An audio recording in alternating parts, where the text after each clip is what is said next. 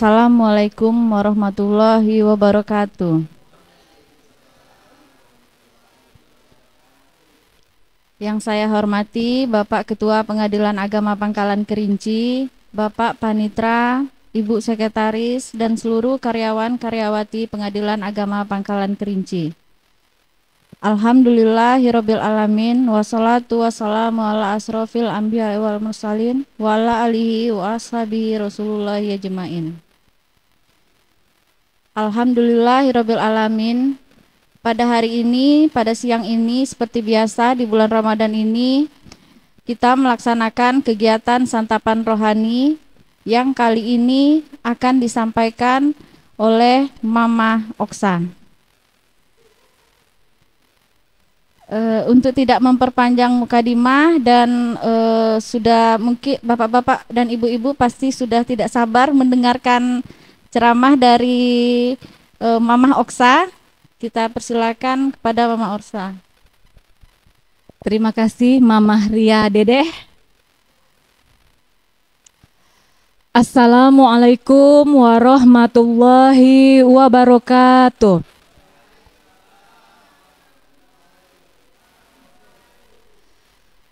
Alhamdulillahirabbil alamin. Wassalatu wassalamu ala asrofil anbiya wal mursalin wa ala ali wassahbihi rasulillahi ajma'in. Asyhadu an la ilaha illallah wa asyhadu anna muhammadar rasulullah. Allahumma sholli ala Muhammad wa ala ali Muhammad. Rabbis shrahli sadri wa yassirli amri wahlul 'uqdatam min lisani yafqahu qawli. Bapak Ketua, Bapak Panitra, Ibu Sekretaris, Bapak Ibu pejabat struktural dan fungsional, staf dan PPNPN pada Pengadilan Agama Pangkalan Kerinci yang saya muliakan. Pertama-tama saya ingin memohon maaf karena saya sudah berada di atas kursi ini, sementara Bapak dan Ibu di bawah. Dalam hal ini saya akan mengutip sebuah pantun. Jika tidak karena unggas, tak akan rusak padi di sawah. Jika tidak karena diberi tugas, lebih suka saya duduk di bawah. Jadi saya duduk di sini tidak berceramah, hanya berbagi pengalaman. Kalau di TV Mamah Dedeh itu jamaahnya yang curhat-curhat dong Mah. Kalau di sini kita yang duduk di atas yang curhat sama jemaahnya. Sampai itu rekan saya satu hari yang lalu sampai menitikkan air mata karena curhat.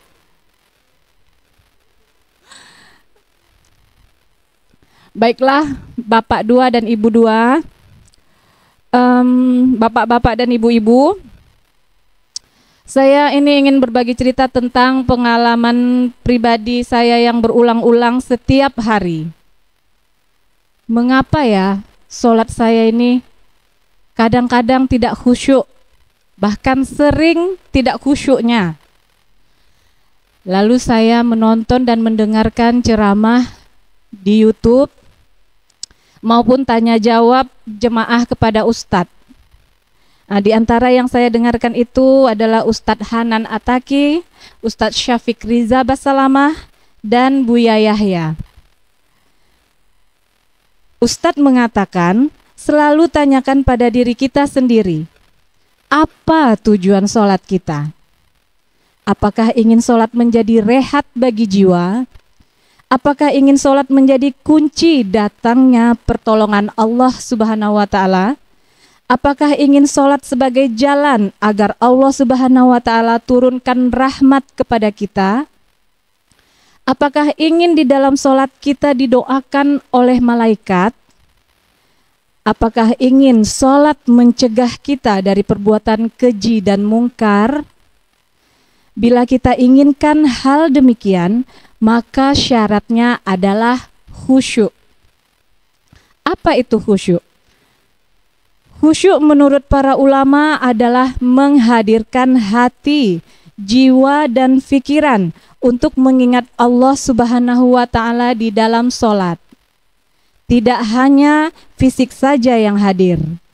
Sholat seseorang tergantung pada kualitas kekhusyuannya. Ini membaca lurus nih ya Bapak Ibu. Nggak ada persiapan saya nih Pak. Salah satu misi sholat sebagaimana firman Allah Subhanahu wa taala, dan dirikanlah sholat untuk mengingat aku. Wa aqimis sholata lizikri. Mendirikan sholat adalah untuk mengingat Allah. Sholat bukan untuk ngelamun atau menemukan ide, atau ada juga kadang-kadang kita menemukan barang hilang di dalam sholat. Oh, rupanya di situ. Dan kita ingat banyak hal-hal lainnya di dalam sholat. Jangan kita memikirkan hal-hal lain selain Allah di dalam sholat. Kemudian bagaimana kita tahu indikasi sholat kita itu khusyuk atau tidak? Yang pertama, coba tanyakan pada diri kita, apakah kita ingat Allah atau kita ingat yang lain? Apakah kita ingat kerjaan waktu kita sholat, atau kita ingat medsos, atau kita ingat siaran TV, dan lain sebagainya. Apakah kita yakin atau tidak bahwa kita sedang di hadapan Allah Subhanahu wa taala dan Allah sedang menyaksikan kita? Yang kedua, apakah kita sadar dan mengerti apa bacaan sholat yang sedang kita ucapkan? Yang ketiga, apakah kita bisa merasakan penghambaan diri kepada Allah Subhanahu wa taala? Tidak asal-asalan, menjaga ketertiban sholat karena sangat menghargai Allah Subhanahu wa taala. Bahwa kita hina dan rendah di hadapan Allah. Lalu bagaimanakah caranya khusyuk? Caranya khusyuk ada tahap persiapan.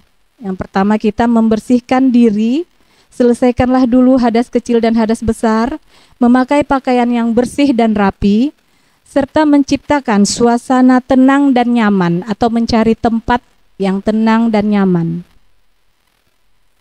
Khusyuk itu tidak bisa dibuat-buat. Khusyuk merupakan pemberian dari Allah Subhanahu wa taala. Namun khusyuk itu ada jalannya, ada caranya, bisa diikhtiarkan dan wajib kita upayakan. Semua manusia pasti merasakan ketidakkhusyukan. Bahkan orang yang sangat biasa khusyuk merasa ada saja gangguan, dan itu normal karena kita manusia. Hebatnya orang menegakkan sholat adalah ketika ia memerangi terbangnya akal kemana-mana. Tidak fokus, lawan dan tepis ketidakkhusyukan. Belajar untuk khusyuk. Maka insya Allah khusyuk pemberian dari Allah Subhanahu wa taala akan kita dapatkan.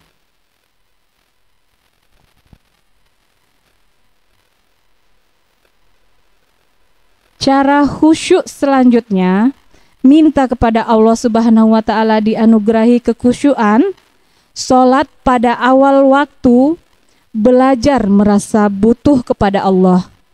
Ingat hidup kita seutuhnya di tangan Allah Subhanahu wa taala dan kita sangat lemah, fakir. Itu akan melatih keseriusan untuk fokus mengingat Allah Subhanahu wa taala. Kita lebih butuh Allah daripada butuh apapun lainnya. Manusia akan serius ketika ia lagi butuh. Pelajari terjemahan bacaan sholat yang kita baca. Hindari hal-hal yang membuat pikiran kita terganggu. Misalnya, rasa lapar yang kuat. Kalau ibu-ibu mungkin kompor di belakang belum dimatikan, matikan dulu. Habis itu mungkin HP dimatikan dulu, nanti bergetar-getar HP-nya kan jadi nggak khusyuk sholatnya. Kemudian kalau misalnya pedagang, tutup dulu tokonya. Nanti lagi sholat, bang, mau beli. Nggak khusyuk sholatnya, mengganggu kekhusyukan sholat. Kemudian jangan terburu-buru dan ingin cepat selesai saja, nikmati sholat. Kemudian sholat itu harus dipagari, dimulakan dengan qobliyah dan ditutup dengan ba'diyah. Saudara-saudara kaum muslimin rahimakumullah. Jadi sejatinya hanya sekian saja yang dapat saya sampaikan. Insya Allah bisa memberi manfaat. Lebih dan kurangnya saya mohon maaf. Billahi taufik wal hidayah. Wassalamualaikum warahmatullahi wabarakatuh.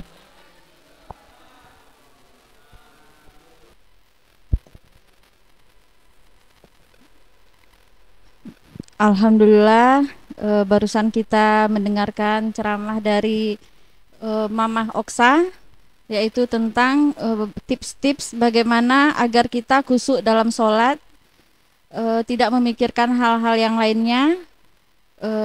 Karena tadi Mamah Oksa membukanya dengan pantun, maka saya mencoba menutupnya dengan pantun juga.